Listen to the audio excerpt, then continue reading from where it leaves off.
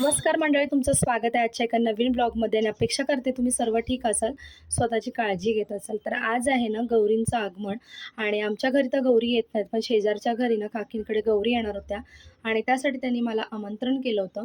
तर आम्ही सगळ्या म्हणजे मी आणि माझी जाऊ दोघी पण आम्ही तिथे गेलो होतो, आणि खूप वर्षानंतर गौरी दिसल्या आम्हाला.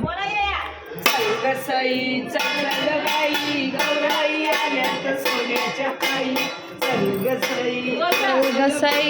गौरी आल्या सोन्याच्या पायी, माझे पाऊल कसे घरात दारात उठले कसे, गौराई तुमचे पाऊल ठसे घरात दारात उठले कसे, सुखाची बसत अवघटाई सुखाची बसत माझ्या पायानं. हो मग तुझ्याच पायाने नाही गौराईच.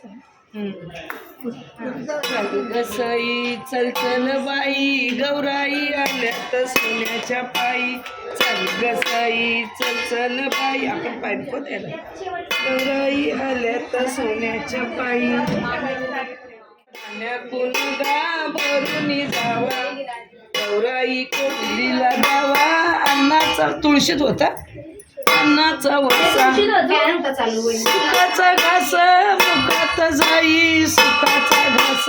त्यानंतर आमच्या फ्लोअरवरती ना अजून एक काकींच्या घरी गौरींचं आगमन होतं, तर तिथे सुद्धा आम्हाला बोलावलं होतं. आणि मी खरंच नशिबान समजते की खूप वर्षानंतर ना मला गौरी पाहायला मिळाल्यात. म्हणजे आमच्याकडे ना गावी किंवा इथे कुठेच ना गौरी आणत नाहीत. असं म्हणतात की आमची गवर जी आहे ती वाघाने पळवले, त्यामुळे आमच्याकडे ना गौरींचं आगमन वगैरे होत नाही, वंशा वगैरे पूजला जात नाही. पण मला ना इच्छा होती की म्हणजे लहान असताना मी खूप वेळा गौरी पाहिल्या आहेत, त्यांना सजवलेलं, त्यांचं आगमन विसर्जन सगळं पाहिलेलं आहे. पण आता बऱ्याच वर्षांनी ना मला इथे मुंबईमध्ये गौरी पाहायला मिळाल्या, आणि खूप छान वाटलं मला खरं तर. आणि मस्त त्यांचं ना आगमनसुद्धा छान असतं बघा, खूप छान सजवल्यासुद्धा जातात. आणि आज आगमन आहे, उद्या त्यांचं पूजन, आणि परवा मग विसर्जन, असं 3 दिवसाचा हा सोहळा असतो. आणि खूप छान वाटतं. मला यातलं फार काही माहिती नाही, पण जसं मी पाहिलं ना आता यावर्षी, तर खूप छान वाटलं, आणि त्यांची पद्धती थोडीफार कळाली मला. तर आज आईसुद्धा ना घरी पाया पडायला आली होती, आणि दोन्ही भाऊसुद्धा आले होते. तर सकाळी तुम्ही बघितलं तर आईने आरती वगैरे घेतली होती. तर छान आरती वगैरे केल्या, आणि त्यानंतर मग इथे गौरींचं आगमन घेण्यासाठी आम्ही इथे आलो होतो. त्यानंतर हळदी कुंकू वगैरे घेतला, आणि मग आम्ही घरी गेलो.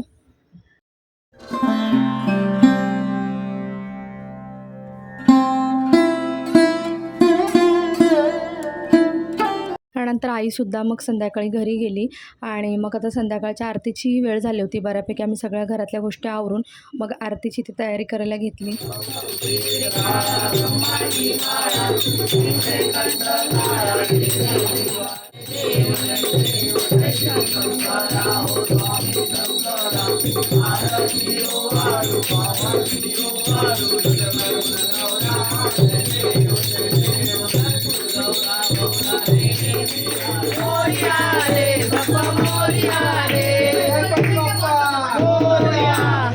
आरती आज खूपच छान झाली, आणि खूप वेळापर्यंत आरती आम्ही बोलत होतो. जवळजवळ 1.25 तास आमची आरती चालू होती, आणि खूप छान रंगली होती.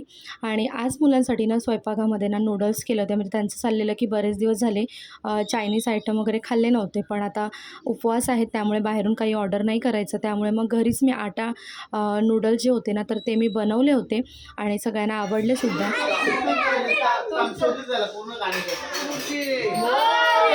अरे तुझं सुख आहे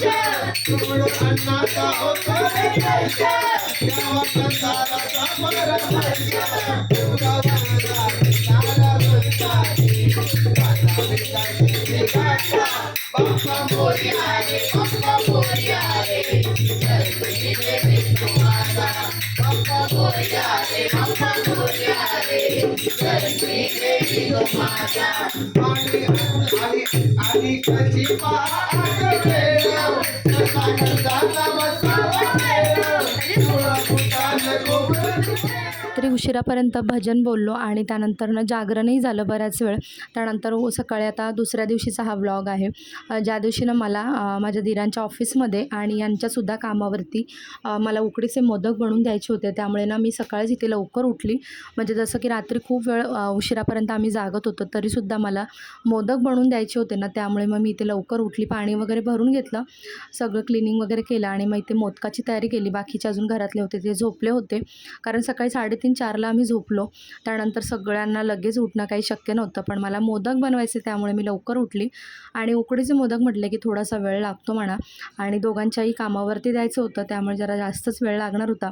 इकडे बऱ्यापैकी उकडीच्या मोदकाची तयारी घेतली. त्यानंतर म्हटलं आपण आपलं पण आवरून घेऊया.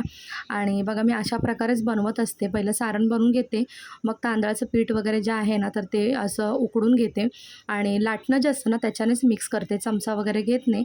त्याच्याने छान मिक्स केलं जातं. आणि हे जे पीठ आहे ना तर मी बाहेरूनच विकत आणलं होतं. आणि त्यानंतर ना गरम गरम असतानाच ना त्यातल्या गुठळ्या ज्या आहेत ना त्या मोडून घेते.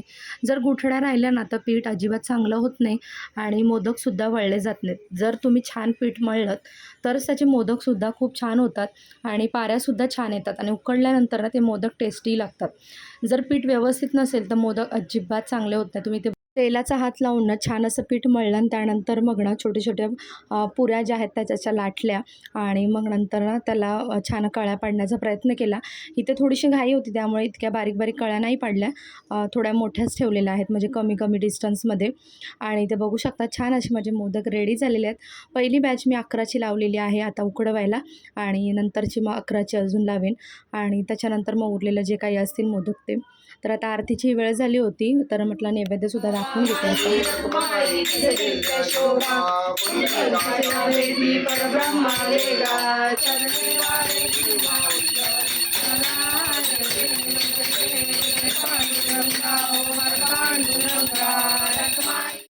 आज इव्हनिंगला ना माझ्या मोठ्या नणंदबाई आणि त्यांच्याबरोबरनं दीर वगैरेसुद्धा आले होते आणि दिरांची मुलंसुद्धा आली होती. तर आम्ही मस्त इथे खूप गप्पा गोष्टी केल्या. त्यानंतर फोटो सेशनसुद्धा केले, व्हिडिओज काढले आणि खूप सारं बसून इकडच्या तिकडच्या गोष्टी केल्या. आणि खरंच ना असे म्हणजे उत्सव जे असतात ना तर ते खरं तर सगळ्यांना एकत्र करण्यासाठीच असतात. आणि आपण असं स्पेशली कोणाच्या घरीदारी जात नाही, पण अशा निमित्ताने का होईना आपण एकत्र येतो, खूप साऱ्या गप्पा गोष्टी करतो, फोटो सेशन करतो, बऱ्याच गोष्टी होतात. तर बघा इथे मुलांचं ढोलकी वाजवणं सुद्धा चालू होतं.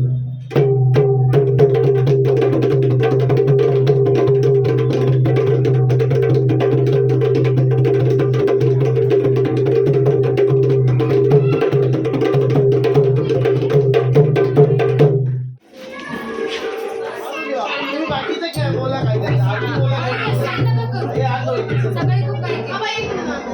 चल घेऊ द्या